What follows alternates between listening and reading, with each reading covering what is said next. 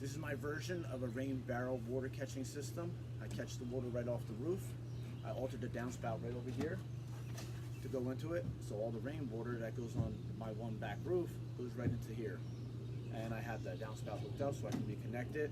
I only plan on really using this for my garden, watering my garden. So in the wintertime, I'll just hook that back up and empty all these out. Here is a stream that I had lying around that is going to filter out any debris, hopefully keep out any mosquitoes from laying their eggs.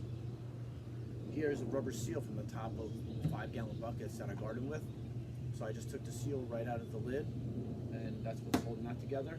That cost me nothing, and that's the whole premises of my channel, is to prep on a budget. And that's what I did here. I only purchased the rain barrel here, the PVC, and the Gorilla Tape. Everything else I got for free. I got the rain barrels here for free. These are food grade barrels, and I just altered them. I cut the top of them with the Sawzall metal blade all the way around, sanded them from any plastic shards, and then put some Gorilla Tape around them. I drilled a 3/4 inch hole right here for overflow. Also in the back of here, once this barrel fills up, the overflow goes in here. Same thing here, right on the side. I did male PVC fittings, just connected them all. Right in the top, I drilled a hole in the top so no water can sit in here. Mosquitoes can't lay anything, so that drains out real good. You can undo this. When the water collects in here, you just empty it right out. You can also gain access, visual access right in the hole. You won't have to purify it with any kind of bleach or water purification if you feel like it's dirty, or or if you see it's dirty and you want to clean it out, you can get the visual through there, take off your duct tape, for any reason clean it out. On the bottom, I have a male PVC fitting. I drilled a 3/4 inch hole, screwed the PVC fitting in it, put a rubber like washer on the bottom, and then put one on top. As soon as I screwed it into the bottom of the barrel, then I put another washer on it, and then I did a female fitting, and that holds it really tight in there because you have a lot of pressure on the bottom. I didn't glue these in because once it overflows, it doesn't have to be watertight as long as no bugs can get in. So it's a little more intricate at the bottom. I had to cut off the lid so I can get inside and do all the work inside and hook up the pipes. And then I'm going to get some shots about the back, and I'll compress all the video, and hopefully you get a good visual of how I did it. If you're handy, this will be super easy. If you have any questions, I'll answer them. Just ask me in the comment section. I didn't want to make this video terribly long and just ramble on. It's super basic to me. If it's not to you and you have any questions, just let me know.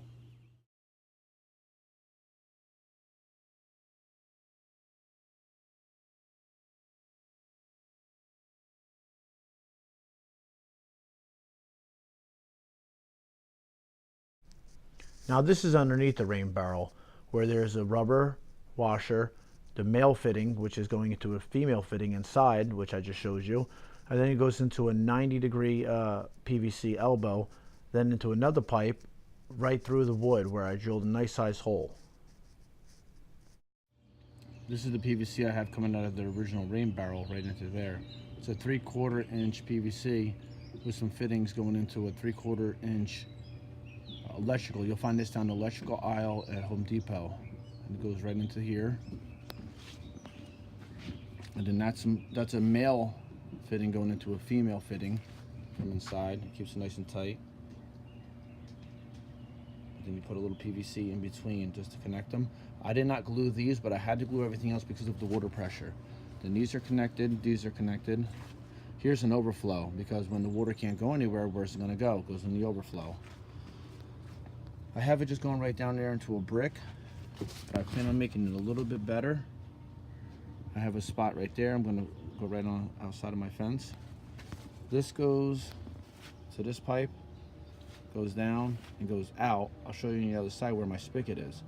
My plans are to make more barrels, as you can see my setup.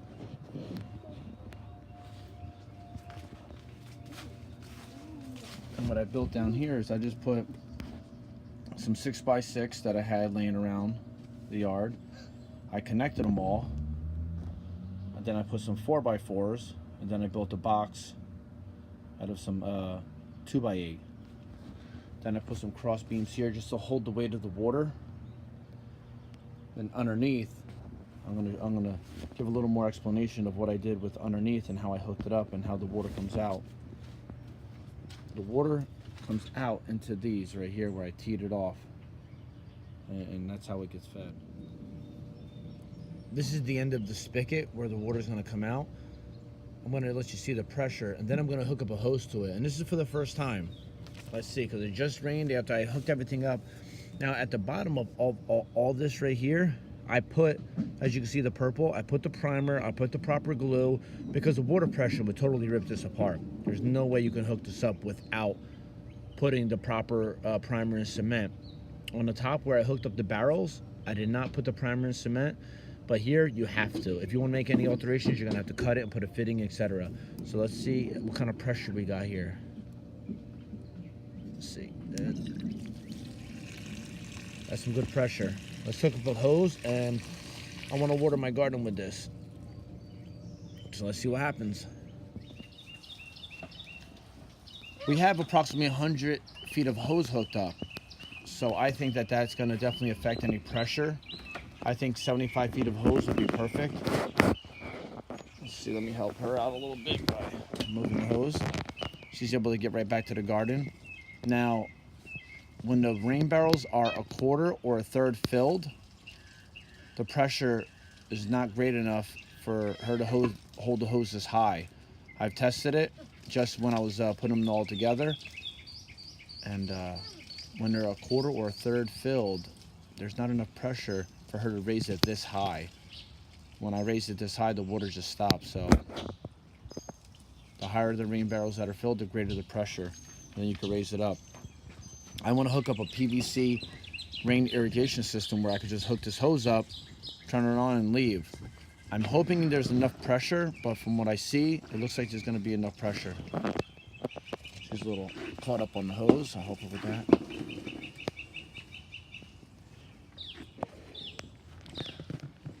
I've always wanted to make rain barrels, so here's the opportunity. You see how high she's raising right there to water our buckets we have over here. We have some buckets also, which is really cool, some zucchini and cucumber. You don't want to put too much in those, baby. Making sure that's enough anyway. There's a lot of chemicals in our tap water, like fluoride and just other stuff. That's not good. They say it's good, but it's really not good for us, and I don't feel comfortable watering our plants with it, but what else are we going to do? Also, when Hurricane Sandy happened, the word was that they may cut off our water supply because of contamination or whatever other reasons that we were seeing on Facebook. So we got nervous. We started filling up containers, and they ultimately didn't, but if they did, we would have some water outside.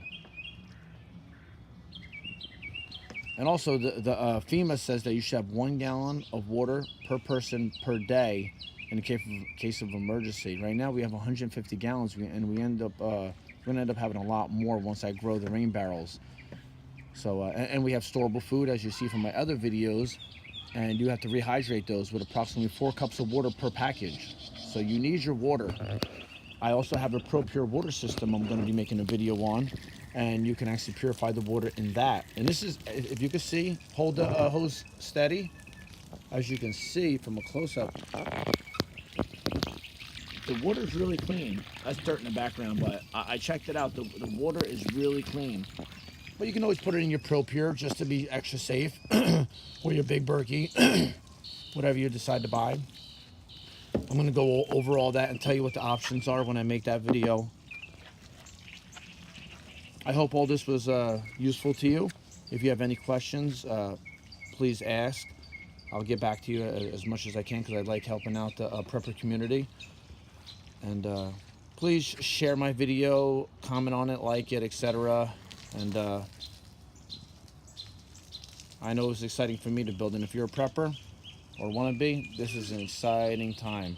Water is the most important element to human survival. As you can see the water level here, I used maybe a third or so of the barrel, and that was one good watering for the garden. So I could water this for 3 or 4 days just off the rain barrel catching it. And it wasn't a really hard rain that filled all these up. It was just maybe a constant all day nice you know, more like maybe like a heavy drizzle that filled all these up. So I think it's totally worth it. I'm really happy with it. Here's the setup going all right up to the roof. And I also, just to give a little information, I scrubbed the gutter really good with a metal scouring pad because they can get dirty over time. So the inside of the gutter up there is really clean, really clean. So not a lot of stuff came out. And I have trees all around. Here's trees and everything. So this thing gets filled up. So I keep it really clean. This downspout right here is a little dirty. I found this on the curb. And just modified a couple things and zipped it in and used my little ingenuity, but it all works. It's all good.